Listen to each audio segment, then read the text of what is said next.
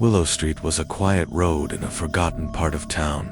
Not many people passed through it unless they absolutely had to, and even then, they did so quickly, as if afraid the air itself might cling to them. At the very end of the street, hidden behind a crooked, rusted iron gate, stood a house that looked as though it had been abandoned for decades.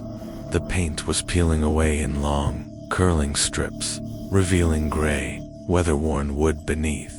Shattered windows stared out like hollow eyes, some still clinging to shards of glass that caught the moonlight. The front porch sagged under its own weight, the old planks warped and rotting, ready to give way at the slightest touch. Even the roof seemed tired, its shingles slipping off one by one, exposing the black skeleton beneath. The locals avoided walking past it. They didn't cross the street in front of the house. They crossed blocks away, as if proximity alone might draw something toward them. Those who had lived in the neighborhood long enough would tell you the air around it felt wrong, not just heavy, but charged, like the pressure before a storm. It wasn't the kind of silence that came from emptiness, but the kind that came from something watching. It was the silence of a held breath. Some swore that if you stood there long enough, you'd start to hear it breathing back. The stories had been around for years. Children dared each other to touch the front steps. Some never made it that far, turning back after only a few yards, when they heard what they later described as voices, whispers, so faint they almost blended with the wind.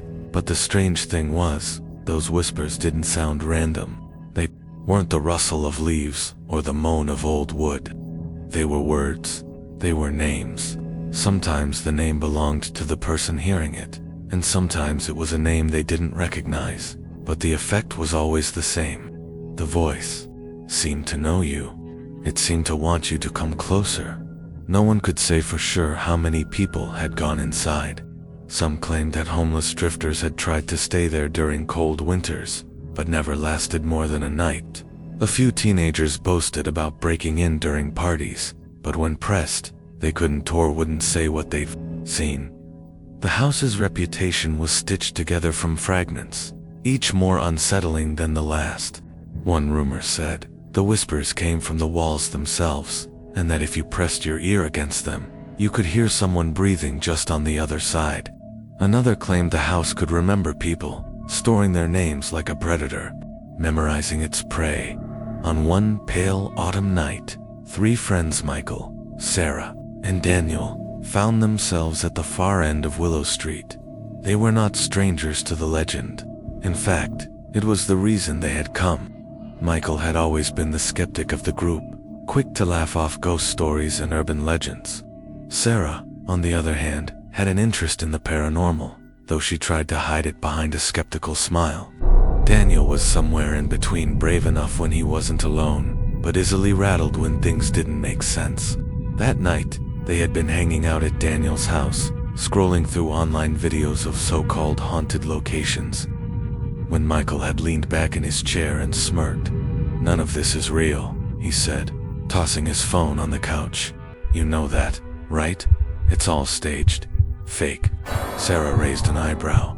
"So what about the house at the end of Willow Street? Everyone says it's haunted." "That's just small-town gossip," Michael replied. "There's probably rats inside, and that's what people hear. You guys want to prove it?" Daniel had hesitated, glancing at the clock. It was already past midnight. "You mean, go there now?" "Why not?" Michael grinned. "Bring a flashlight. We'll record it. Show everyone it's just an old building." Sarah agreed, partly out of curiosity, partly because she didn't want to be the only one who backed out. Daniel reluctantly followed along, grabbing his phone and a small flashlight from the kitchen drawer. They walked together under the pale glow of the moon, their footsteps echoing on the cracked pavement. The further they went, the quieter it became. The hum of traffic faded, replaced by the distant rustle of dry leaves tumbling across the street. Even the night insects seemed absent, as if they, too, avoided this part of town. The streetlights thinned out until only the moonlight lit their path. casting long shadows that stretched and twisted across the road. When the house finally came into view, Sarah slowed to a stop. The place looked even worse up close. The gate hung crooked on one hinge, the metal rusted through in spots. The yard was a jungle of waist-high weeds, some growing straight through the cracks of the porch. The house loomed over them, dark and still, as though it had been waiting. For a moment, none of them spoke. Michael lifted his phone to start recording, but just as he did, the air shifted. It wasn't a gust of wind more, like a slow, cold breath that brushed past them, raising the hairs on their arms. And then, they heard it. Sarah. The voice was so soft it was almost swallowed by the night, but it was there, clear, deliberate, unmistakable. Sarah's feet rooted to the ground, her breath catching in her throat. "Did you hear that?" she whispered. Michael forced a laugh. "No, it came out thin. It's just the wind." But then it came again. "Daniel." This time, Daniel's head jerked toward the house, his eyes wide. "No, that's not the wind." The voice was slow, drawn out, almost tender in the way it spoke their names. It didn't sound angry. It didn't sound human, either. It sounded like something that wanted them closer, something that had all the time in the world to wait. Michael lowered his phone slightly. The camera's red recording light blinked in the darkness, casting a faint glow on his fingers. "All right," he said, trying to sound braver than he felt. "Let's just go check it out. 2 minutes inside, then we're done." Sarah swallowed hard but nodded. Daniel looked back down the street, the urge to leave pulling at him like a weight, but he stayed. The three of them stepped forward, past the rusted gate, their shoes crunching on the brittle grass. Each step toward the house seemed to make the air colder, as though the warmth from the rest of the world couldn't quite reach this place. When they reached the bottom of the porch steps, the whispers stopped. The silence that followed was even worse. It was the kind that pressed against your eardrums, making you strain to hear something, anything. Sarah's eyes darted to the dark doorway. She thought she saw movement inside, but when she blinked, it was gone. Michael placed his foot on the first step. The wood groaned under his weight. Behind them, somewhere in the darkness, a faint sound stirred like someone exhaling slowly. "Come closer." The words were quieter this time, almost lost to the stillness, but they sank into their skin like cold water. Daniel's flashlight trembled slightly in his hand, casting nervous, shaky beams across the porch. The front door was open just enough to reveal a strip of darkness inside, thick and impenetrable, as if it swallowed light whole. None of them said a word, and yet the house seemed to be smiling. Against their better judgment, the three of them stepped onto the creaking porch. The old wooden boards groaned under their weight, each step sounding far too loud in the stillness of the night. The front door was slightly ajar, swaying just a fraction in the faint breeze, as if it had been expecting them. Michael reached out and gave it a cautious push.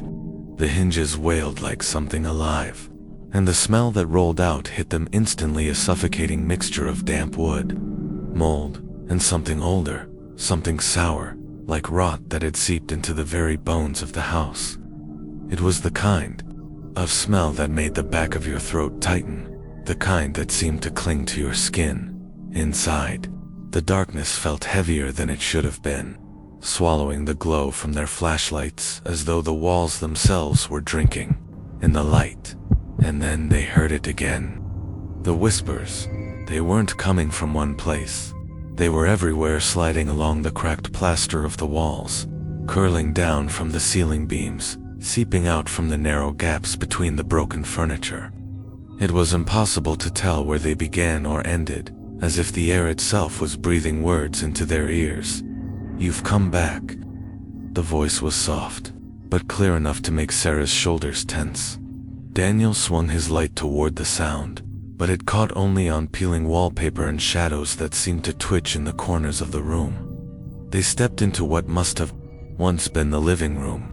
Dust lay thick over every surface, muting the once bright colors into shades of gray. The air was dry here, but it felt close, heavy, almost as though the walls were leaning in around them. On the far wall hung a series of large, framed portraits. Each painting showed a face in fine, painstaking detail, faces from different eras, dressed in clothes that belonged to long-dead decades. But in every single one, the eyes had been violently scratched out, leaving behind jagged gashes that tore through the canvas like wounds. The gouges weren't clean. They were deep, uneven, as though done by someone trembling or desperate. "Who the hell does that?" Michael muttered under his breath, his voice shaking despite his attempt to sound casual. Sarah took a slow step closer, squinting at one of the portraits. "It's like they didn't want anyone to be able to see them," she said, her tone uneasy. "Or maybe they didn't want the people in the paintings to see us." The whisper came again, closer this time. "Stay, forever." It slid into their ears like warm breath, sending chills up their spines.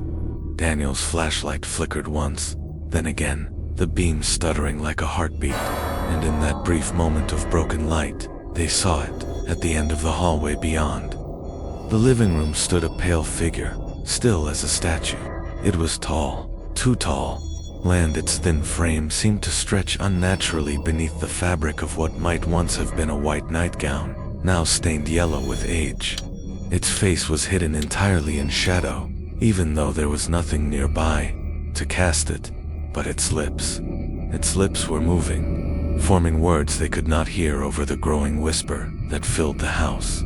Sarah's breath caught, and she took an involuntary step back. "Michael," she whispered, not taking her eyes off the hallway. "Do you see?" The figure tilted its head slowly, like a predator assessing its prey. Michael didn't wait to hear the rest. "Upstairs," he said sharply, his voice tight. They bolted for the staircase, the old wood groaning beneath their pounding feet. The whispers followed, slipping between the cracks in the air, no longer soft, no longer gentle. They were urgent now, insistent. "Sarah, don't leave. Daniel, stay with us. Michael, we've been waiting." The voices layered over each other, different tones, different pitches, some male, some female, some sounding like children, some like the very old. It was as though the house had swallowed hundreds of voices and was spitting them all out at once. Sarah's foot caught on a warped step, and she stumbled, her palms smacking against the wall for balance. The wallpaper was damp and soft under her hand, and when she pulled away, her skin was slick not with water, but with something darker. The faint metallic scent hit her nose before she could even look. Her hand was smeared with something red, her stomach lurched.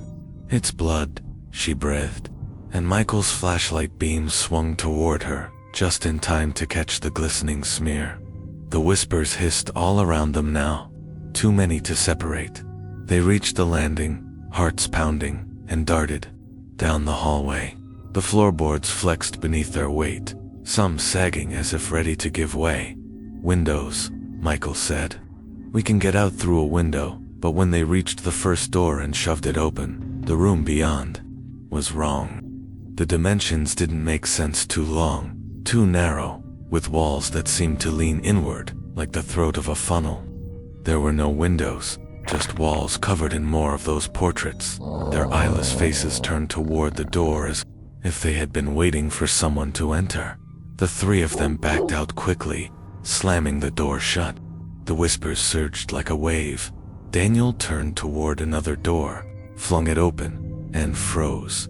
The pale figure from the hallway was inside, standing in the center of the room, its shadow stretching unnaturally long across the warped floorboards. This time its lips weren't moving. They were pulled into a faint, unnatural smile. Daniel's scream caught in his throat, and he slammed the door. They stumbled backward down the hall, nearly tripping over each other. Somewhere below, a door slammed shut on its own, then another. The sound echoed up through the floor like the house was sealing them in. Room by room, Sarah clutched Michael's arm. "It's not letting us out." From somewhere deep within the walls. A slow, steady knocking began. 3 knocks, a pause, 3 knocks again. It was rhythmic, deliberate. The hallways seemed longer than before, stretching ahead of them into the dark. No matter how many steps they took, the end never seemed to get closer.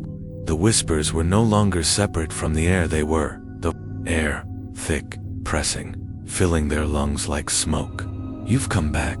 You belong here. You are ours.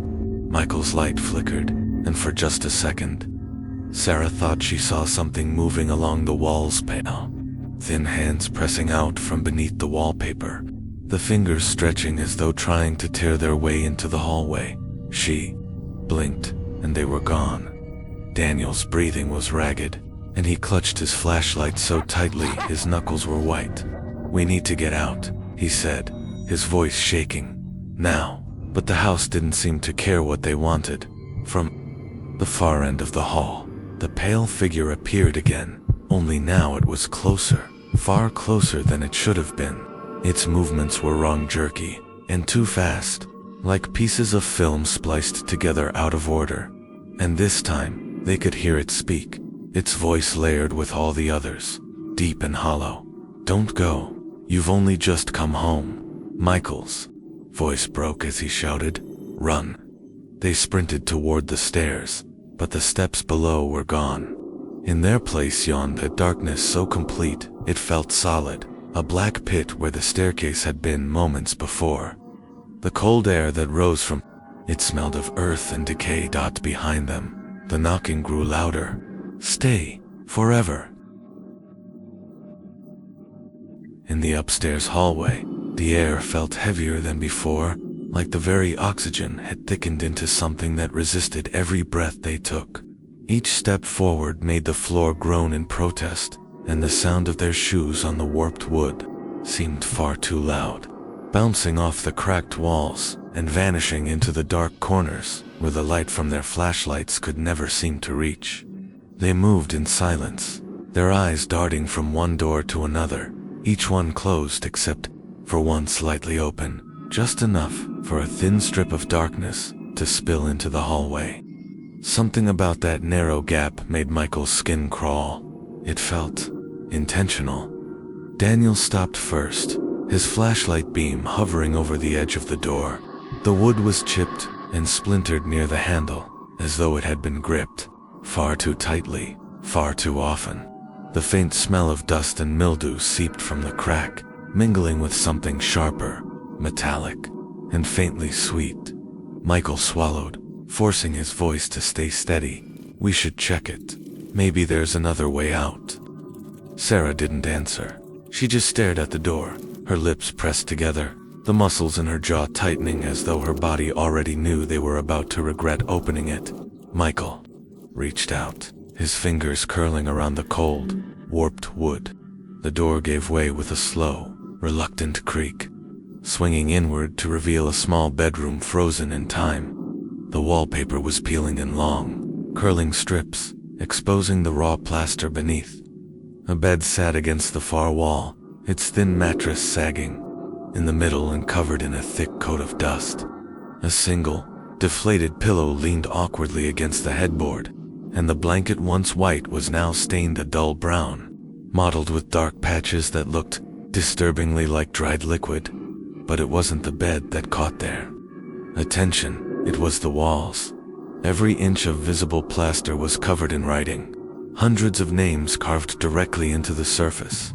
Some were shallow scratches, nearly faded with age, while others were deep and jagged, the letters rough and desperate. The etchings climbed from the floor to the ceiling, layered over one another in places, as though the room had been marked again and again over decades. Michael's light slid slowly across the wall, catching on the uneven grooves of each letter. Sarah stepped forward, her eyes scanning the mass of names. These are people," she whispered. "Real people." Her finger traced one near the doorframe, the name almost completely obscured by newer carvings. "It's like they were here." Daniel crouched down near the floor, brushing away a layer of dust with his sleeve. "Some of these are old," he murmured. Really old. The dates. He pointed to a small inscription in the corner, where a name had been followed by a year, 1914. Michael moved his beam lower, toward the base of the wall, and then he froze. There, freshly gouged into the wood of the floorboard, were 3 more names, clear, sharp, as though the knife had only just been pulled away. Michael, Sarah, Daniel. For a heartbeat, the room went impossibly still. Even the faint groaning of the house seemed to stop. Sarah's voice came out thin, almost lost in the silence. No, no, no, no, no. Daniel backed away from the wall, shaking his head. That's not possible. We've never... The bedroom door slammed shut with such force, the walls trembled. The sound was deafening in the small space, and dust rained down from the ceiling in soft, choking clouds. The whispers that had been following them since they entered the house returned, but they were no longer soft. They were sharp now, jagged, scraping against their eardrums. And then, without warning, the whispers turned into screams. The sound was overwhelming, pressing into them from all sides, as if the walls themselves were howling. Male voices, female voices, the high-pitched cries of children, all twisting together into one unbearable roar. It shook the floor beneath their feet, rattled the bed frame, and made the air in the room vibrate. Sarah clapped her hands over her ears, but it didn't help. The sound wasn't just in the room, it was inside their heads. The light from Michael's flashlight stuttered wildly, casting frantic, jumping shadows across the carved names. The shapes on the walls seemed to shift in the flicker, the letters writhing like they were alive, and then they saw it. From the farthest corner of the room, the pale figure stepped forward. It moved slowly, deliberately, as though savoring the space between each step. Its height seemed to change with the shadows, stretching taller one moment, hunched the next. The fabric of its gown clung to its body like wet paper, and its bare feet left faint, dark smudges on the dusty floor. When it spoke, its voice cut through the screams like a blade, low and cold and painfully clear. "You're mine now." The words felt like ice water pouring down their spines. The screaming in the walls stopped all at once, replaced by a deep, unnatural silence that was somehow worse. It was the kind of silence that made you aware of your own heartbeat, your own breathing, the faintest rustle of your clothes. Michael took a step backward, bumping into the door. The knob rattled violently under his hand, but it wouldn't turn. It was locked. No, not locked. It was being held shut. The figure moved closer, its face still hidden in unnatural shadow. Sarah could see now that its hands were long and thin, the fingers far too many joints, bending in ways that made her stomach churn. "Stay," it whispered. The walls began to breathe. It wasn't an illusion. The plaster expanded and contracted, slow and steady, as though the room itself had lungs. The carved names shifted with each inhale, the grooves deepening, fresh shavings of plaster falling to the floor. Daniel's voice cracked as he shouted, "Let us out." He threw himself at the door, but it didn't budge. The figure stopped just a few feet away from them now, tilting its head in that same predatory way they had seen before. From somewhere in the floor beneath them came a deep, resonant thud, like something massive was moving below the house. The air grew colder, their breaths fogging in the dim light. Michael's fingers were numb on the flashlight, but he didn't dare lower it. The figure's smile widened, stretching too far across its face. "Names, stay here," it said softly. "Names never leave." And then the floor gave way. It didn't shatter with splinters and cracks, it simply sank. One moment they were standing, and the next, the boards dropped beneath them, tilting forward like the mouth of a chute. They fell into the dark, their screams joining the countless others they had heard in the walls. The fall didn't feel like falling. It was slower, heavier, like being pulled through thick water. Whispers rushed past them in the dark, brushing their ears, wrapping around their limbs, and then black. The next morning, Willow Street was quiet again. The house stood empty, as it always had, its broken windows catching the pale light of dawn. The grass in the yard swayed lazily in the breeze, and the front gate hung open, creaking softly, from the sidewalk. It looked harmless, even sad, just another abandoned home left to rot. But if you stood close enough to the door, close enough to let the faint smell of damp wood and old dust touch your nose, you might hear something beneath the sigh of the wind, faint voices calling your name, and if you listened too long, you might feel an urge to step inside, just for a moment.